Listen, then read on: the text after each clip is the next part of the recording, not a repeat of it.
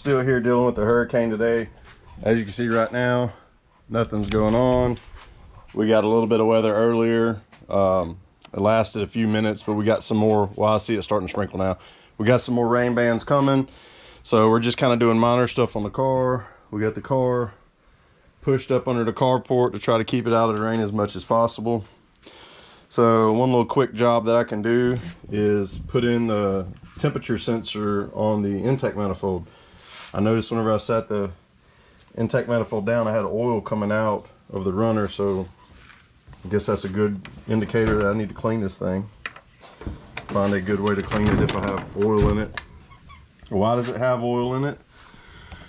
Well, you have lines that run, I think this one went to a valve cover, and this one here went to a valve cover. So we'll have to put in some catch cans. It's basically like kind of like a crankcase breather, what they call PCV or something like that. But it's just a breather. It's just burning off oil fumes. But we'll put in some not no expensive $200 catch cans, but here comes the rain now. So anyways, back to this. What we have here is a failure to communicate. No. Let's see, we got a pressure sensor there. I guess that's our just regular 1 bar map, 1.5 bar map, whatever it is. We're going to use the one on the ECU. So this engine, like my factory 5.3 in my truck, the MAF sensor measures mass and also has a temperature sensor inside of it. Well, being that I am going to the MAP sensor inside of my ECU, I don't need a MAF sensor. Well, I still have to use an intake air temperature sensor for calculating on some of the tables, the fuel tables.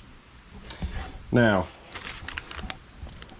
what most people do is they go online or they go to a junkyard and they rob an independent air intake temperature sensor from an older 90s vehicle. But I decided to just spend the money, get a new one on eBay for 20 bucks.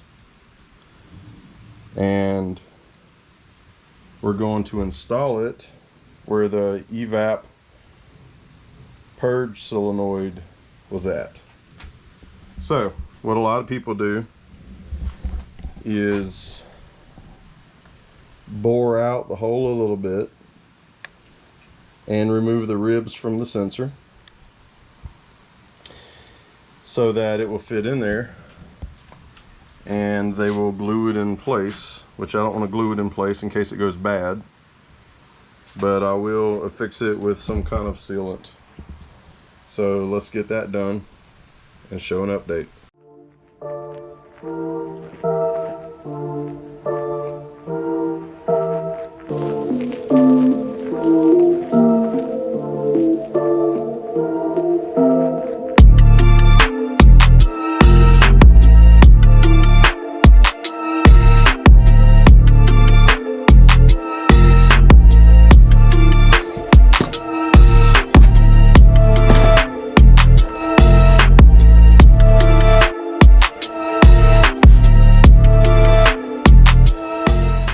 So I took the grinding wheel and just kind of slowly ground the ribs off of the sensor to see if it fits in there.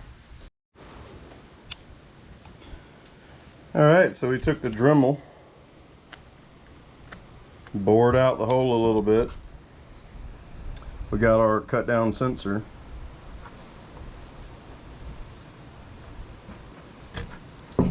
It's a snug fit. There's a lot of friction there, but it'll turn. We're going to seal it in case it ever goes bad. Then we just have to cut down on that sensor